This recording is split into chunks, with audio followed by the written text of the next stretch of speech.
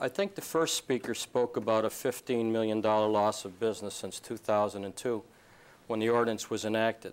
If you take 15 million divided by 6 years, it's $2.5 million a year.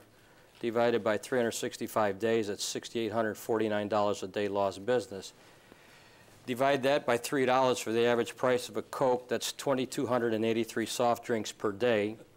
Divided by 3 Cokes per person, that means that there's got to be 761 people under 21 drinking 3 Cokes every night. The numbers don't compute. I need to have Tom clarify something for us.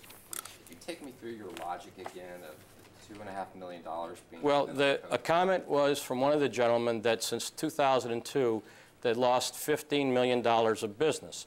The implication of $15 million worth of business. The implication was that $15 million of business was lost because we were not letting 18 to 20-year-olds in their establishments. Well, if you take $15 million and divide it by the 6 years from 2002 to 2008, loss of business, that comes out to $2,500,000 a year.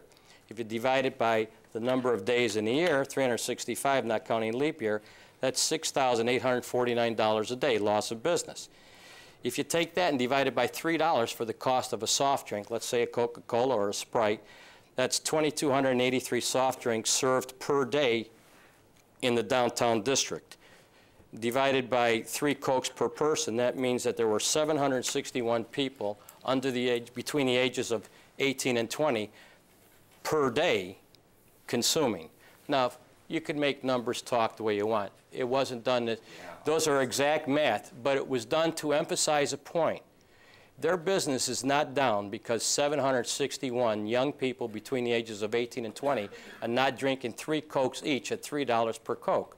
It's down for a lot of reasons, most of which is downtown streetscape, some of which is the fact that we're not the venue we once were because of other venues south of us, Coconut Point, Gulf Coast Center. If that ordinance was still in place, I believe that with the competition that we have in downtown Fort Myers to draw shoppers, people who want to eat, people who want to drink, people who want entertainment, still be a struggle for us because it's not the appealing venue right now that it will be, and certainly doesn't compare now with what Gulf Coast Town Plaza or Coconut Point offers. Your mathematical equation is not even based in reality. I mean, okay. You're talking about people who follow in groups, not 18 to 20-year-olds, right. 18 to 25-year-olds, right. The people that follow them. Tom, I just don't even understand your math. It's just scary. Well, I'll do it for you. But, I'll print it out for you. The issue is just your institutional knowledge of this city, the history. The crowds disappeared well before Streetscape. I've tried to explain this to you. You don't hear it and you don't acknowledge it. No, I agree with you, Warren. I think you're right. Crowds did disappear. About an accurate history. Taking how things have played out. Take into consideration my suggestion, though. Yeah, let the chairperson. Mr. Mayor, let me finish, please. Okay. Take into consideration the fact that 6 years ago we didn't have Gulf Coast Town Plaza and we didn't have Coconut Point. I think when you factor it all in, allowing 18 to 20-year-old people into establishments in downtown Fort Myers is not the answer to the business of these folks right here. And if it is, they're part of a whole business community that's going to change as our high-rises get filled, as we create new business venues based on what our retail consultants will bring to us. It's all going to change. We can't go back to 2002 or the 90s. We just can't do it. Thank you. Mr. Mayor, I would just like to have, for the record, to have my memo in it, in the discussion with the group.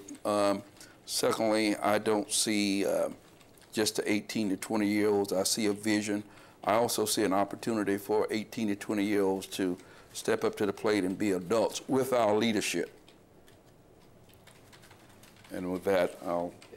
If you want to...